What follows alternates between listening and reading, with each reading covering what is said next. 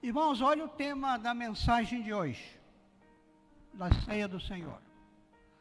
5 direções que devo olhar, as 5 direções que devo olhar quando participo da ceia do Senhor. Amém? Vamos orar mais uma vez?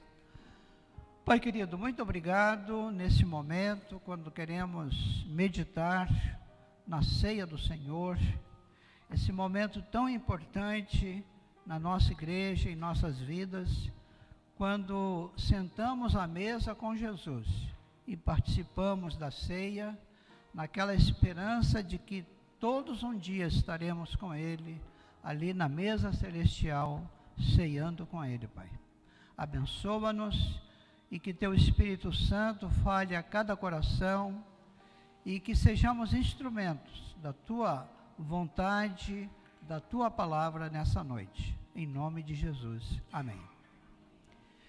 Irmãos, o primeiro olhar, dessas 5 direções, você deve olhar para dentro. Olhar para dentro. É uma avaliação. Em 1 Coríntios, capítulo 11, ele fala que devemos nos examinar. Examine-se o homem a si mesmo, e assim coma do pão e beba do cálice.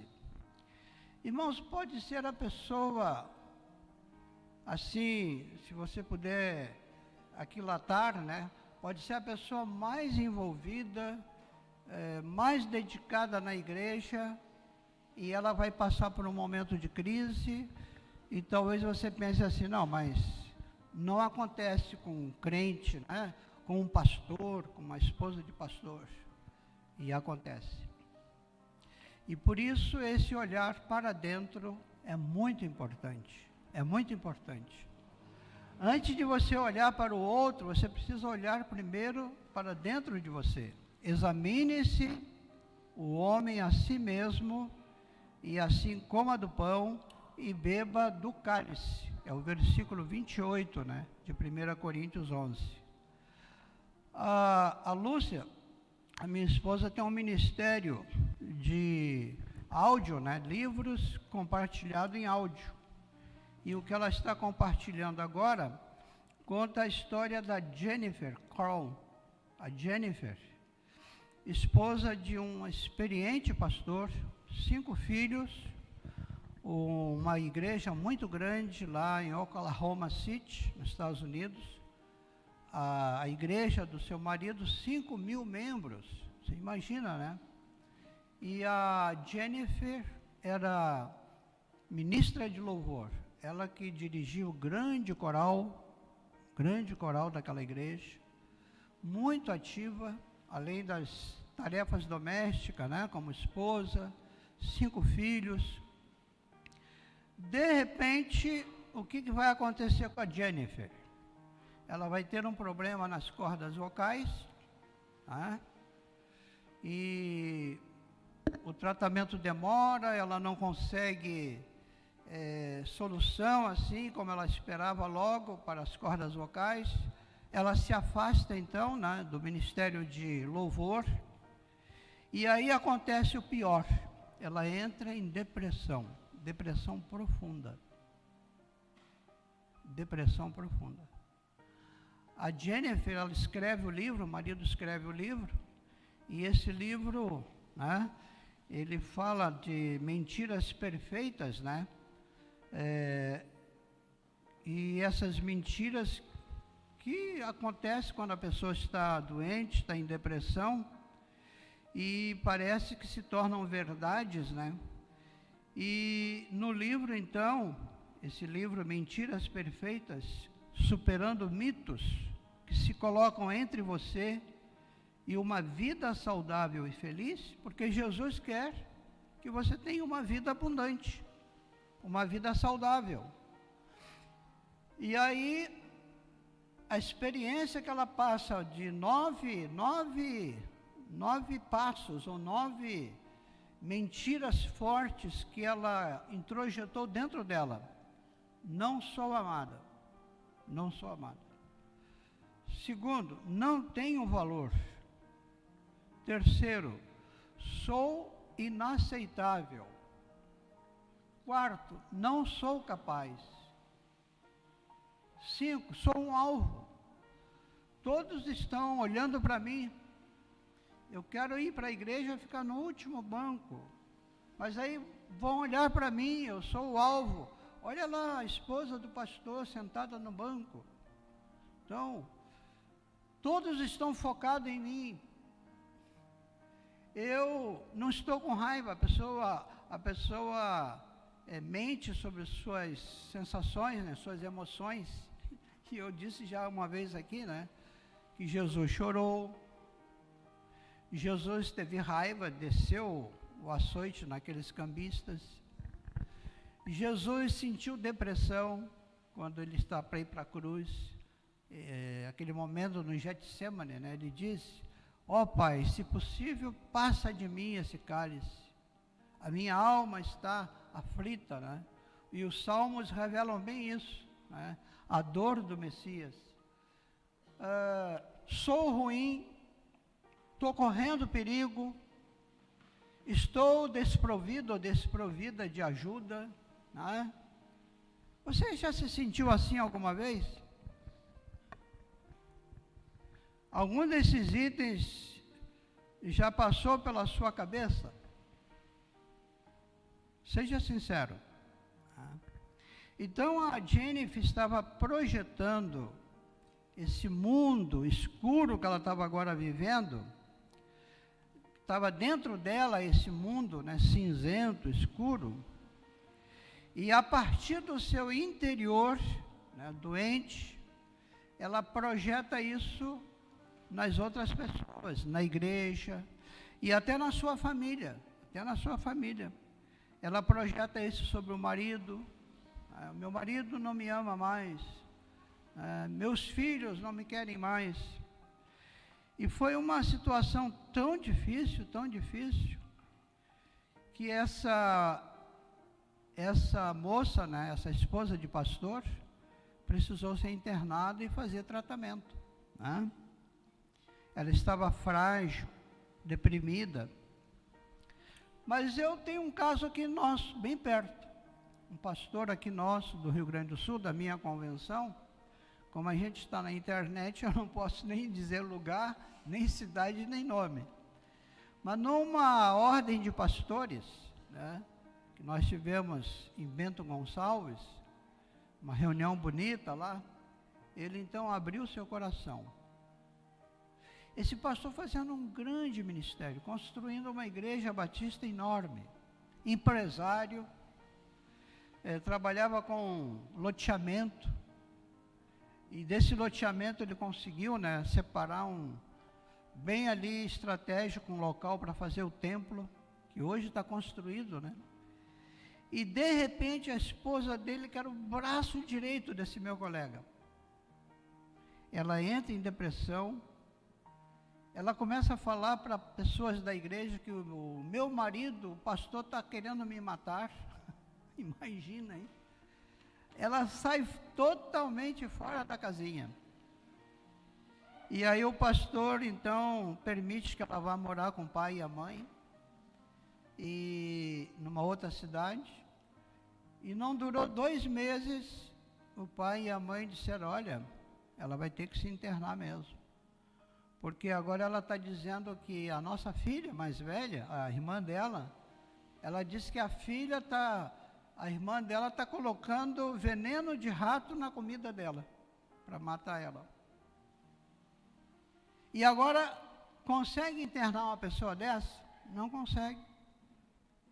Aí os pastores batistas da região ali começam a falar com ela, as esposas dos pastores. Ela ficou 7 meses internada no hospital psiquiátrico. Saiu em tratamento, está bem. O pastor continua fazendo na mesma igreja um grande ministério. Incrível, né, irmãos? Agora eu pergunto, uma pessoa nessa situação, que está triste, está desanimado, ele pode fazer julgamento, ele pode olhar, que é o segundo olhar que eu quero mostrar aqui, ó, o olhar para o lado, a comunhão. ele pode olhar para o lado? Não pode. Quem está numa situação assim, não pode fazer avaliação nenhuma, entendeu? De um culto, de uma igreja, de uma situação. Tem que ser como Abacuque. Eu já ouvi um sermão aqui, um grande sermão de Abacuque. Abacuque estava em depressão. Estava em depressão. Grandes homens de Deus entraram em depressão. O maior profeta da Bíblia, Elias, ficou em depressão, pedindo para morrer. Entrou dentro de uma caverna. Aí Deus mandou um anjo lá, né, com um pãozinho quentinho, com água, e dizer: ó Elias, sai dessa caverna, eu tenho missão para você ainda. Então, a pessoa assim não pode nem tomar a ceia. Sabe por quê? Porque ela não consegue nem se examinar a si mesma. E aí o que Abacuque diz? Eu vou ficar na minha torre. Vou ficar na minha torre, quietinho. E ali eu vou estar me examinando. E aí ele diz: ainda que a figueira não floresça, nem haja fruto na videira, mas eu confiarei no Senhor. E Abacuque, ele vai dizer uma frase que ela vai ser captada por um padre que era reitor de uma universidade, Wittenberg, na Alemanha, um grande teólogo, mas que se autoflagelava, fazia sacrifícios, não tinha paz. Ele vai pegar uma frase de Abacuque que diz assim: o justo viverá pela fé. Quem foi esse padre que fez uma grande revolução há 500 anos atrás? Começa com L. Lutero. Uma frase de Abacuque. Abacuque que estava em depressão, na torre dele. Então, se você está numa situação assim, pare de julgar. Pare de julgar. Quando a gente olha para o lado, é para abençoar o irmão. Entendeu? É para abençoar. É para abençoar, não é para estar criticando ou julgando. O pastor Peter Scarizzo, eu gosto muito dele, o livro dele, Espiritualidade Emocionalmente Saudável.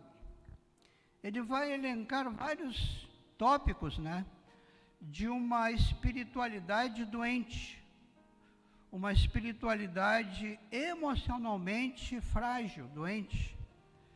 E uma esses tópicos que ele analisa no seu livro é a pessoa que julga a jornada do outro. Ele fica julgando a jornada de outra pessoa. Isso é doente, faz parte da doença, porque ele está em angústia, ele está em dúvida. Uma vez um rapaz me falou assim, eu fui procurar algumas explicações com um pastor, e aí o pastor disse assim para mim: você tem que voltar à origem, volte na origem, lá você vai encontrar a resposta. Volta na origem. Você se lembra o dia da sua conversão? Lembra. Você se lembra quando o Espírito Santo visitou você poderosamente uma vez? Lembra? Volte lá, volte lá. Então, olhar para dentro, a primeira coisa, examine-se o homem a si mesmo, para depois tomar o cálice com os irmãos. O olhar para o lado, olhar para o lado, entendeu? A igreja de Corinto, ela tinha todas as classes sociais, tinha escravos, tinha empresários, né? Interessante a gente ver que na Bíblia, né, tinha crentes que tinham escravos. Se você ler a carta de Filemão, é Paulo orientando um senhor de escravo, né, crente, a receber aquele escravo que se converteu, receber ele como irmão e tratar ele como irmão. E o escravo que voltou, ele diz, olha, sirva ao seu Senhor como se estivesse servindo a Cristo.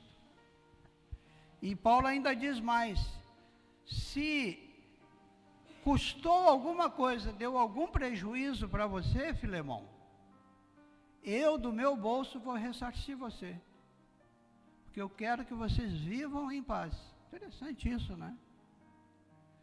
E aí, na igreja de Corinto tinha escravos e tinha senhores. Então, o que acontecia? Eles tinham antes da ceia, então a gente vai tomar ceia, né? Mas antes da ceia tinha um jantar. Esse jantar se chamava ágape. Eles traziam os pratos, eles comiam juntos. Muito bonito, né? Lindo, todo mundo comendo junto. Irmãos, eu gosto muito quando a gente faz esses eventos aqui no Ebenezer. Cada um traz um prato, né? É muito bacana isso. E a gente reparte, né? Só que estava acontecendo em Corinto é o seguinte, aqueles que eram mais ricos, chegavam mais antes, comiam, comiam primeiro, não esperavam os outros. Aí Paulo, em 1 Coríntios 11, diz, vocês têm que esperar um pelo outro.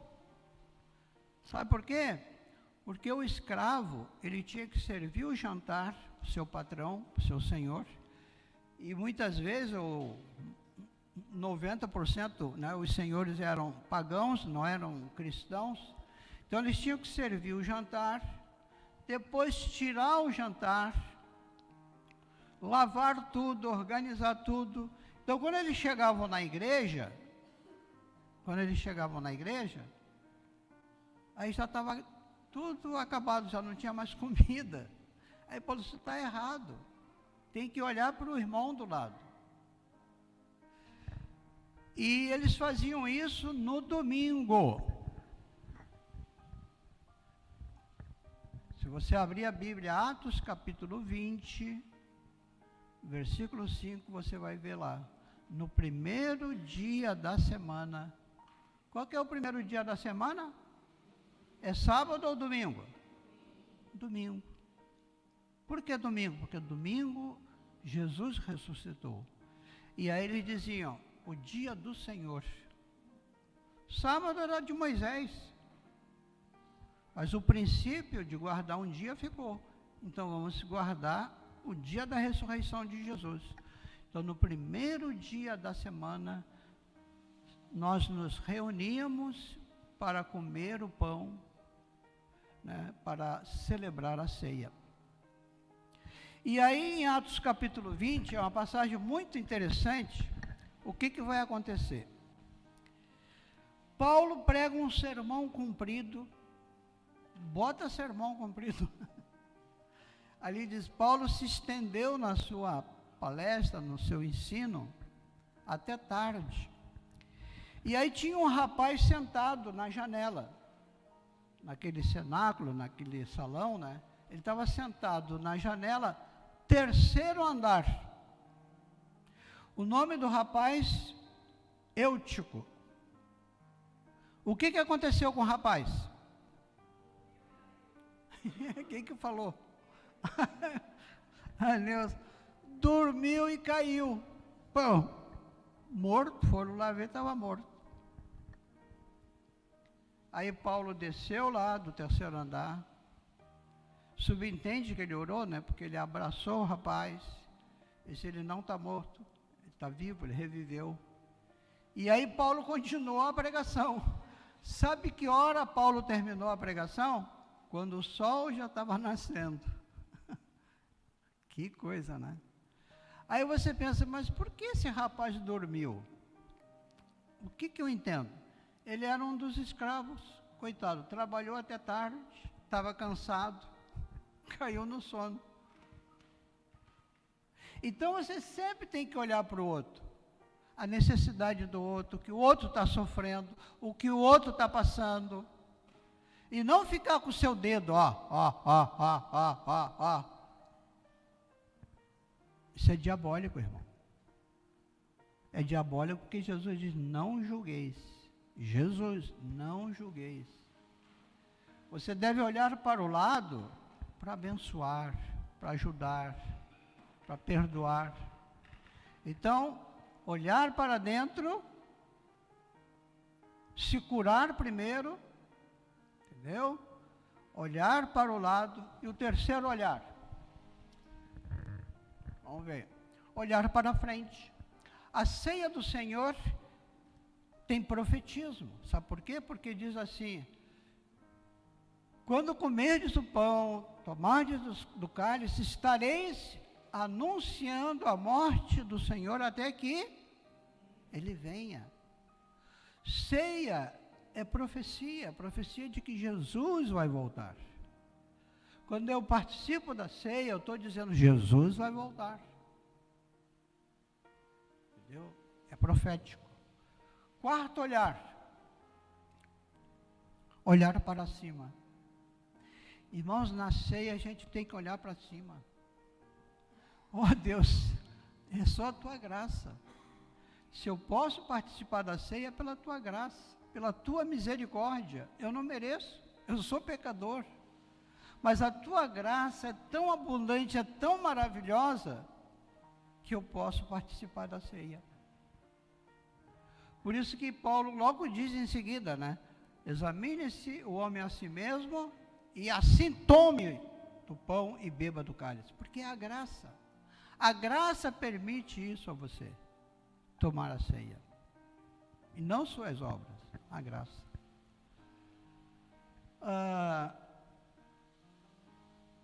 O último olhar, então,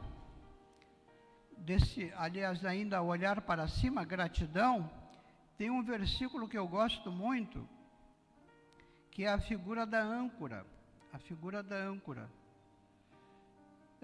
Todos os navios têm âncora, você sabia? Até esses grandes navios transatlânticos, né, que leva 4.000 passageiros, tem âncora.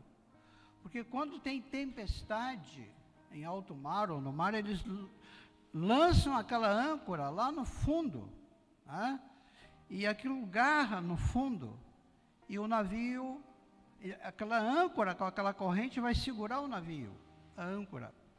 E Hebreus capítulo 6, verso 19, eu não sei se Samuel pode botar, Samuel, Hebreus 6, 19, ele vai dizer assim, ó: a nossa âncora está lançada no Santo dos Santos, de onde aguardamos o Salvador Jesus Cristo. A âncora, ela está lá no céu. Essa âncora, ela representa a sua salvação, a certeza da sua salvação. Eu achei muito bonito, né, a irmã Elizabeth Forte, né, quando eu disse no final da cerimônia, vocês podem fazer as despedidas. É uma frase que a gente usa, né, normalmente, nos velórios. E quero chamar então a mãe, a irmã, o núcleo familiar para fazer então as despedidas. Ela me cortou na hora. Eu não vou fazer despedida, pastor. Eu vou dizer para o meu filho, até breve. Irmão, isso é certeza de salvação. Filho, até breve. Obrigado, Deus, porque tu me deste esse meu filho 47 anos, mas nós vamos nos encontrar no céu. Eu vou e vou encontrar você. Isso é âncora, ela está lançada, é certeza. Essa corrente está em você, ó, entendeu? Lá no Santo dos Santos. Não é no Santo, é no Santo dos Santos, onde estava Deus, a presença de Deus. Hebreus, capítulo 6, 19. E é tão interessante isso, que a âncora, na antiga Grécia, ela tinha sinônimo de esperança, O Pitágoras é o pai da matemática, né? Ele disse que a âncora feita de bondade, de justiça, de harmonia é segura. Já a âncora da riqueza, dos governos políticos, das vaidades do mundo, é uma âncora fraca, né? E uma pesquisa que eu fiz que eu achei incrível, porque em Jerusalém tem 2 túmulos. Tem o túmulo dos católicos e ortodoxos, né? O túmulo onde eles dizem que Jesus foi enterrado, né? Ele foi enterrado no túmulo de José de Arimateia. E no túmulo dos católicos tem uma igreja cheia de coisa, de ouro, de tudo, né? E você, para entrar ali, já tem que pagar uma taxa bem alta. Ela é administrada pelos católicos ortodoxos, não romanos, né, do Vaticano, os católicos ortodoxos. Então ali dizem que era o túmulo de Jesus. Mas aí um americano, um arqueólogo, Gordon, disse, não, eu descobri onde é o verdadeiro túmulo de Jesus. E é nesse túmulo que os turistas evangélicos vão. Os turistas evangélicos não vão lá naquela igreja. Eles vão nesse túmulo que o Gordon disse que ali sim, que ele provou que é ali que foi que Jesus foi enterrado. E sabe o que tem nesse túmulo? O desenho assim cavado na rocha de uma âncora. Então, no túmulo de Jesus, uma âncora. Interessante isso. Então, no passado, a âncora e a cruz, para os cristãos, tinham o mesmo sentido, o mesmo significado. A âncora, a sua certeza, a sua confiança de que, né, o seu galardão. Por isso que Paulo diz, combati o bom combate, acabei a carreira, guardei a minha fé, e desde agora a coroa da justiça me está reservada. E para você então entender, ali ele passou, obrigado Samuel, ele passou o versículo, o olhar para cima, agora a gente vai ver então com esse olhar para trás, para encerrar esses 5 olhares. O que é o olhar para trás? É esse versículo que eu citei de Paulo. Paulo olhou para trás, combati o bom combate. Eu combati o bom combate. Tive alguma falha? Tive, mas combati o bom combate. Acabei a carreira, guardei a minha fé. Nós estamos estudando na EBD que Jesus, nós estamos estudando a pessoa de Jesus. Algumas palavras até teológicas interessantes, né? Hipostática. Uns dizem que Jesus era Deus quando estava acalmando o mar, ressuscitando mortos, mas quando estava com fome era homem. E não, o estudo diz que ele era 100% Deus, 100% homem. É um estudo muito interessante que nós estamos fazendo na IBD. A pessoa de Jesus. E Jesus tinha alma, tinha espírito e tinha corpo. Espírito, alma e corpo. E a gente vê isso. A alma dele é angustiada. O espírito ele entregando, a última palavra dele na cruz. Pai, na tua mão entrego o meu espírito. E o corpo dele que morreu. Então você tem alma, espírito e corpo. Você não é sem alma.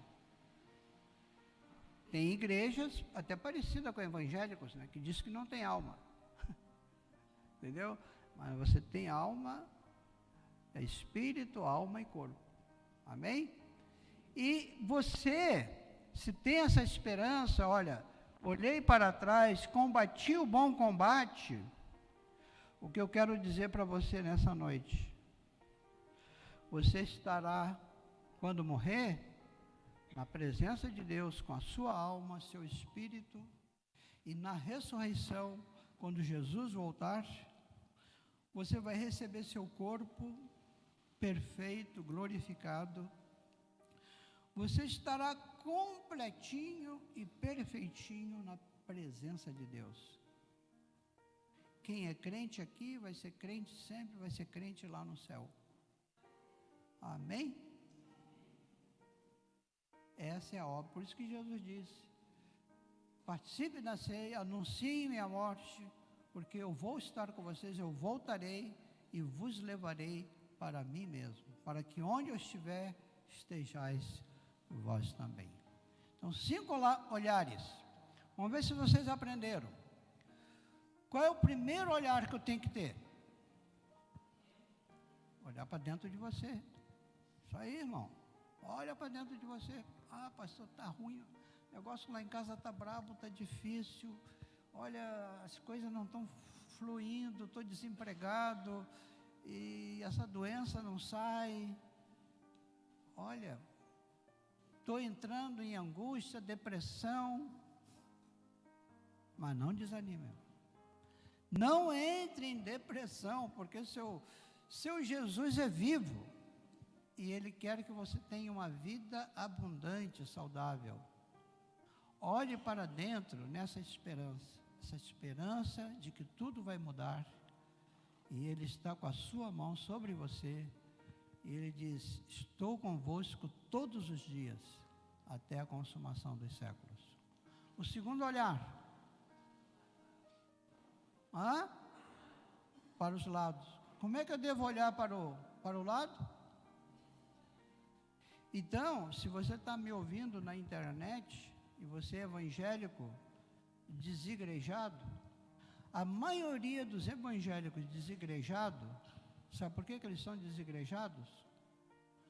Ou são crente pula-pula? Um dia está numa igreja, outro dia está na outra, outro dia está na outra, só para cá de quê? Porque eles estão olhando para o lado com um olhar crítico. Eles estão olhando, avaliando. Irmão, eu não avalio ninguém. Eu não tenho que avaliar a igreja de ninguém, culto de ninguém. Se o irmão lá cai no chão, se o outro sobe na parede, amém, glória a Deus. Não posso julgar ninguém, nem ficar pulando de igreja em igreja. Fique na sua congregação. Pare de julgar, pare de avaliar. Sirva a Deus. Venha, participe do culto, receba a palavra. É nesse sentido de olhar. Você viu aquela falha? Você, poxa, eu posso ajudar. Ah, irmão, eu posso ajudar? Vai lá, ajuda. Mas não fique julgando, não fique criticando. Olhar para o lado, para ajudar. Como o escritor de Hebreus, né? Que nós devemos não abandonar nossa congregação. Hebreus 10, 25 fala isso. Mas nos estimulando uns aos outros a servirmos cada vez mais a Deus com mais dedicação. E o terceiro olhar? Olhar para onde? Para cima. É a graça, irmão, é a graça. É a graça que nos sustenta. Quarto olhar? Para frente. Para frente. Prossigo para o alvo. Para frente. E o último, olhar para trás. Senhor, estou aqui, combati o bom combate, servir ao Senhor, a hora que o Senhor quiser me levar, estou pronto. Foi o que o Paulo disse. Amém?